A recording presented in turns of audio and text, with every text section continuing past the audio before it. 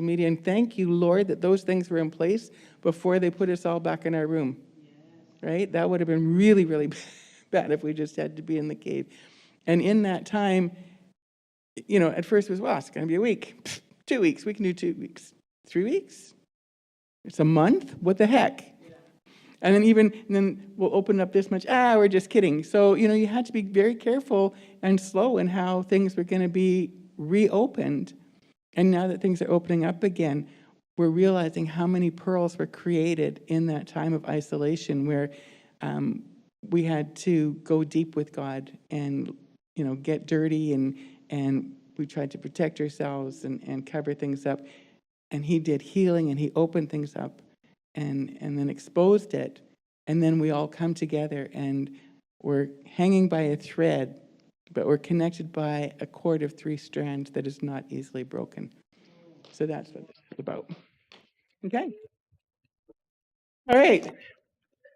So on Thursday nights, we open this place up from 6 to 8:30 for what we like to call creative soaking.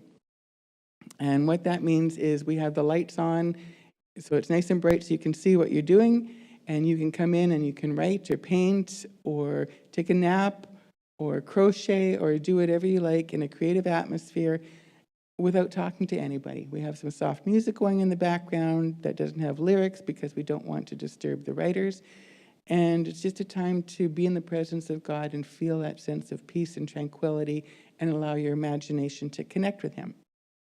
One of the people, we've got 2 people here today that have come fairly frequently, but Keith has come, and today he brought some of his photographs. So Keith, I would like to give you an opportunity to choose one of those photographs to talk about, if you like. Okay, here comes Keith.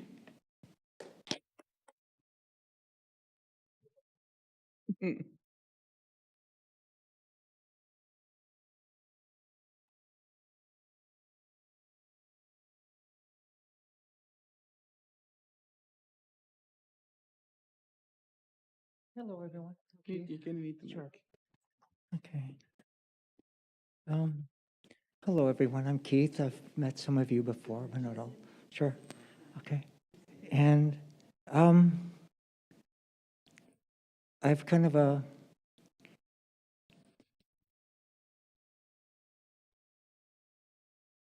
to the day, art is personal and art is unique to each artist. And I have 2 disciplines. One is photography and the other is dance. And they're similar in that both are in the moment. I don't work for 6 months on this. It's there in the 60th of a second. Same way, dance. I'm responding to what's in the room. I'm responding to what's in my heart. I told Esther, and I first, if you dance, how do you explain? Dance, if you were a feather, how would that feather move?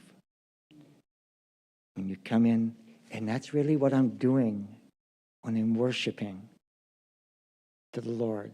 I'm feeling what's in my heart and what do I feel the Lord speaking to me and how are they mixing together. And I don't create my own air. I don't create the wind that moves me, just like I don't create the sunset. Okay. This was a sunset at Pope's Hill and some during the folk festival, 2012. And sometimes you just got to be in the right place at the right time. But it helps if you have your camera.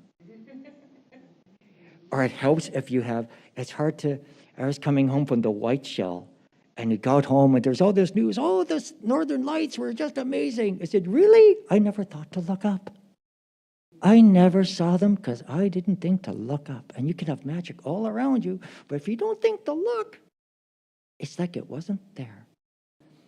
And so when I'm dancing, when I'm taking pictures, you're aware. It's a matter of being aware, not necessarily take this and this and this and this and this and this and shooting 1,000 pictures in an hour.